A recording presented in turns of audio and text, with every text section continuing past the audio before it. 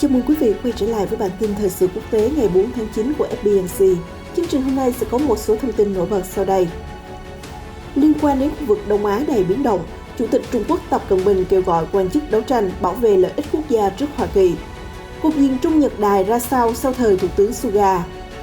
Bất chấp phản ứng Trung Quốc, Nhật Bản lần thứ tư viện trợ vaccine cho Đài Loan. Đáng chú ý, từ năm 2023, Đài Loan sẽ tiếp nhận pháo tự hành Paladin đầy uy lực của Mỹ. Cũng liên quan đến căng thẳng giữa Trung Quốc và Đài Loan, quốc gia châu Âu Litva triệu hồi đại sứ ở Trung Quốc. Trong một diễn biến khác, Nga nói không muốn bị tinh lượng Mỹ uy hiếp khi ký hiệp ước hòa bình với Nhật. Vì sao NATO kêu gọi Nga minh bạch hơn về các cuộc tập trận? Đang quay cuồng với Delta, thế giới cảnh giác với biến thể mới có nguy cơ kháng vaccine. Tất cả sẽ có trong bản tin ngay sau đây của FBNC.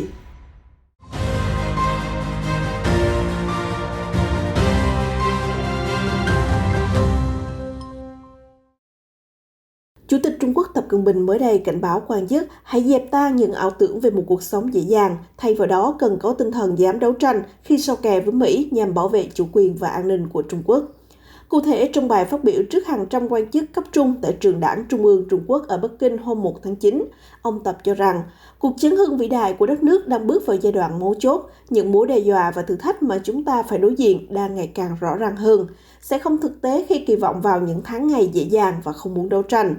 Theo báo South China Morning Post, dù ông Tập không làm rõ hai chữ đấu tranh, nhưng bài phát biểu được đưa ra giữa bối cảnh Bắc Kinh và Washington đối đầu gay gắt khắp các mặt trận, từ địa chính trị đến kinh tế và công nghệ. Trung Quốc đã có nhiều phát ngôn và hành động cứng rắn để bảo vệ những vấn đề mà nước này cho là thuộc về lợi ích cốt lõi, bao gồm việc liên tục tập trận quân sự gần Đài Loan, nhằm răn đe và phản đối sự hậu thuẫn của Hoa Kỳ dành cho hòn đảo. Trong khi đó, những thách thức mà ông Tập nhắc đến có thể bao gồm sự chỉ trích tăng cường của quốc tế đối với vấn đề về người Duy Ngô Nhĩ ở Tân Cương. Phương Tây cáo buộc Bắc Kinh cưỡng bức giam giữ hàng triệu người và ép họ lao động khổ sai. Vấn đề nhạy cảm này đã dẫn tới hàng loạt lệnh trừng phạt qua lại giữa Trung Quốc với Anh, Mỹ và Liên minh châu Âu. Thậm chí một thỏa thuận thương mại giữa Trung Quốc với EU đã bị đóng băng dù đôi bên đã dành ra 7 năm đàm phán. Gần đây, các quan chức cấp cao và tướng lĩnh Trung Quốc cũng thể hiện rõ họ dự kiến cuộc đối đầu với Mỹ sẽ còn tiếp tục diễn ra căng thẳng hơn, bất chấp các chuyến thăm của nhiều quan chức Nhà Trắng như Thứ trưởng Ngoại giao Wendy Sherman và đặc phái viên về biến đổi khí hậu John Kerry. Đáng chú ý, trong suốt 2 năm qua, Chủ tịch Tập Cận Bình đã liên tục kêu gọi quan chức đấu tranh, chống lại các mối đe dọa đối với sự phát triển của Trung Quốc. Ông Tập thể hiện lập trường cứng rắn, bất chấp mọi giá để đảm bảo sự trỗi dậy mạnh mẽ của đất nước cho tới năm 2049, thời điểm tròn 100 năm Quốc khánh Trung Quốc. Hôm thứ Tư vừa qua, ông Tập nhấn mạnh các quan chức phải tuân thủ nguyên tắc đặt lợi ích quốc gia lên hàng đầu và cho rằng những ai ăn phận thủ thường là chỉ biết nghĩ đến cho bản thân, gạt bỏ lợi ích xã hội. Những người này khiến dân dân thất vọng và thậm chí đã phạm vào đài tội. Ông Tập còn nói, các quan chức nên cảm thấy tự hào nếu được luân chuyển đến những vùng xa xôi của đất nước và tự tay xử lý những vấn đề của địa phương từ gốc rễ.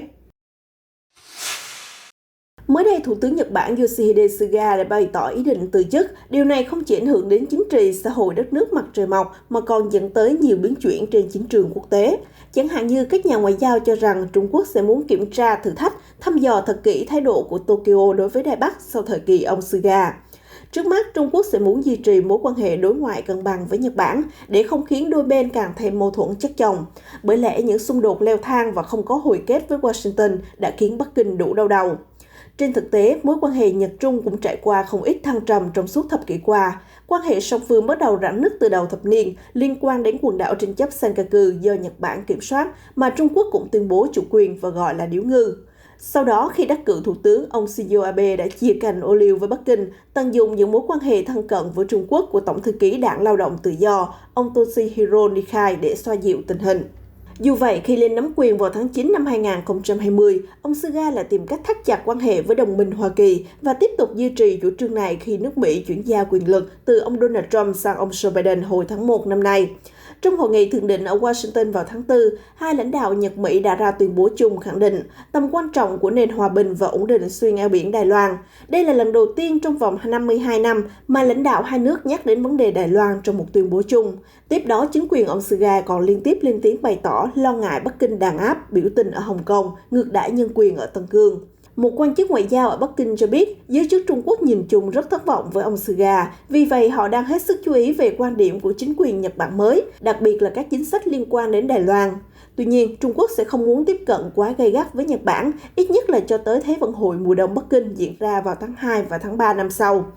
Giả sử Trung Quốc đã kích Nhật Bản quá mức, xứ sở mặt trời sẽ càng nghiêng về phía Mỹ và hai nền dân chủ lớn có thể cùng nhau kêu gọi tẩy chay Thế vận hội Bắc Kinh. Trong khi đó, Chủ tịch Tập Cận Bình chắc chắn không muốn bị bẽ mặt vì ông Tập kiên quyết cho rằng các sự kiện thể thao sẽ giúp nâng cao niềm hãnh diện quốc gia. Trung Quốc sẽ không muốn một sự kiện thể thao lớn hàng đầu thế giới chỉ quy tụ toàn các quốc gia thân thiết với Bắc Kinh, theo Kyodo, trích là nhà ngoại giao Trung Quốc nhìn nhận.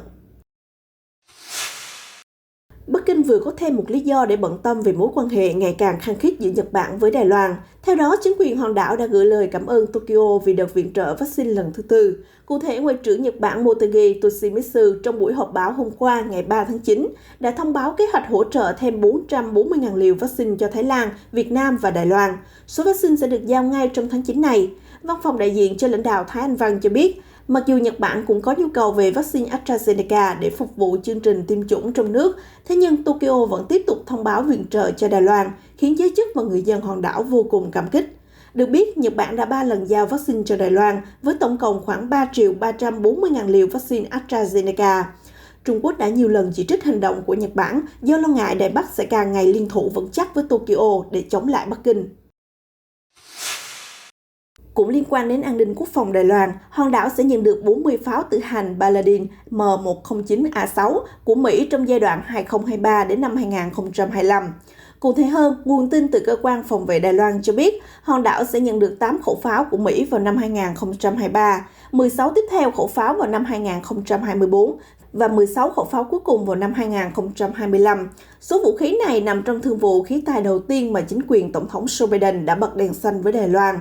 Pháo tự hành Paladin có thể đánh trúng mục tiêu cách xa 30 km, bắn được 8 đường đạn trong 1 phút. Một ưu điểm nữa là vũ khí này chỉ tốn 1 phút để chuẩn bị khai hỏa, nghĩa là nó có thể tự định vị sau mỗi lần sử dụng để nhắm vào mục tiêu mới ngay lập tức.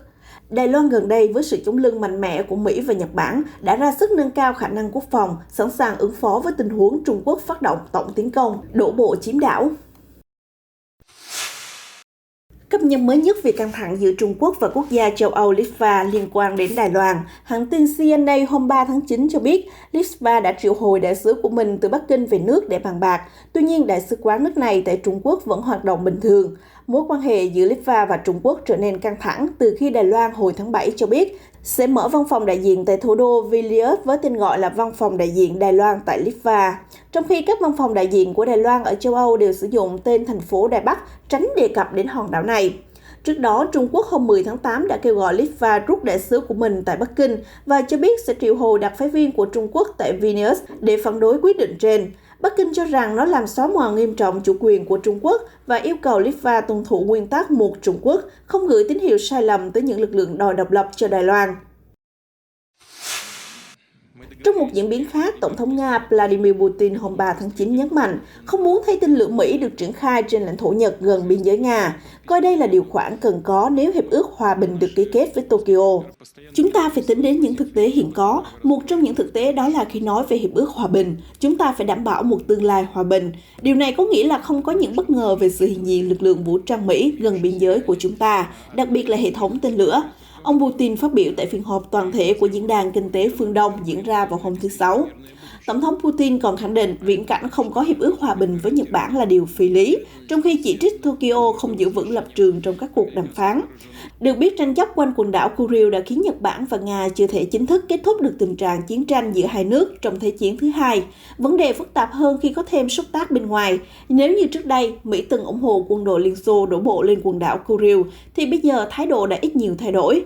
Vào năm 2020, tờ báo Hokkaido Shimbun tiết lộ rằng Bộ Ngoại giao Mỹ xem xét bất cứ ai sinh ra trên các hòn đảo Habomai, Shikotan, Kunaship và Inturum mà phía Nhật Bản xem là lãnh thổ thuộc chủ quyền của họ đều là công dân Nhật Bản.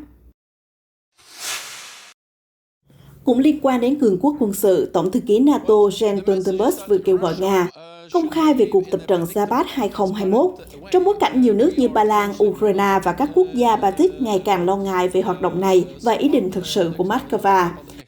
Cụ thể hơn, Reuters dẫn lời ông Stoltenberg phát biểu hôm 3 tháng 9 rằng Nga đang cư xử theo hướng minh bạch hơn. Những gì chúng tôi nhìn thấy là số binh sĩ tham gia thường xuyên cao hơn những gì công bố. Vị lãnh đạo NATO cũng thúc giục Moscow tuân thủ công ước Viên về số người tham gia tập trận tại châu Âu. Được biết, cuộc tập trận Sabbat hàng năm của Nga thường được tổ chức ở các khu vực giáp biên giới với các thành viên NATO tại Đông Âu, trong khi một số quan chức NATO tin rằng Moscow không công bố rõ quy mô của cuộc tập trận như thông lệ quốc tế. Theo tờ NATO Review, Nga từng triển khai tới 60.000 binh sĩ trong cuộc tập trận Sabbat 2017, nhưng lại chỉ tuyên bố 12.700 binh sĩ tham gia. Về phía Nga, Moscow cho biết họ sẽ có quyền được diễn tập trên lãnh thổ của mình và luôn rõ ràng về lực lượng tham gia. Giới chuyên gia phương Tây tin rằng các hoạt động quy mô lớn, sử dụng máy bay không người lái, tên lửa và vũ khí mới cho phép Nga tiến hành bất kỳ cuộc chiến toàn diện với lực lượng Mỹ ở châu Âu, trong khi NATO khẳng định họ là một liên minh phòng thủ và không tìm kiếm bất kỳ xung đột nào. Chuyển sang thông tin về dịch bệnh, Reuters dẫn tuyên bố ngày 2 tháng 9 của Bộ Y tế Colombia cho hay biến chủng MU lần đầu tiên phát hiện hồi tháng 1 hiện là chủng thống trị ở Colombia và đã lây lan sang 43 quốc gia và vùng lãnh thổ. Trước đó, ngày 31 tháng 8, WHO đã đưa biến thể MU vào danh sách biến thể đáng quan tâm vì biến thể này có các đột biến có khả năng kháng vaccine. Theo AFP, biến chủng MU là nguyên nhân bùng phát làn sóng dịch thứ 3 ở Colombia từ tháng 4 đến tháng 6 vừa qua. Colombia ghi nhận 700 ca tử vong mỗi ngày và gần 2/3 trong số những người thiệt mạng dương tính với biến chủng MU. Chuyên gia hàng đầu về bệnh truyền nhiễm tại Mỹ, tiến sĩ Anthony Fauci, cũng vừa xác nhận biến chủng MU đã xuất hiện tại Mỹ. Tuy nhiên, nước này chưa coi đây là một mối đe dọa tức thời. Hiện biến thể Delta vẫn là chủng virus thống trị tại Mỹ, chiếm hơn 99% số ca dương tính mới. Theo Tổ chức Y tế Thế giới, 2 trong 4 biến chủng là đáng lo ngại hiện nay là Alpha đã xuất hiện ở 193 nước và Delta đã lây lan sang 170 nước. Thông tin vừa rồi cũng đã khép lại bản tin thời sự quốc tế ngày hôm nay. Xin chào và hẹn gặp lại quý vị trong những chương trình tiếp theo được phát sóng trên kênh FBNC.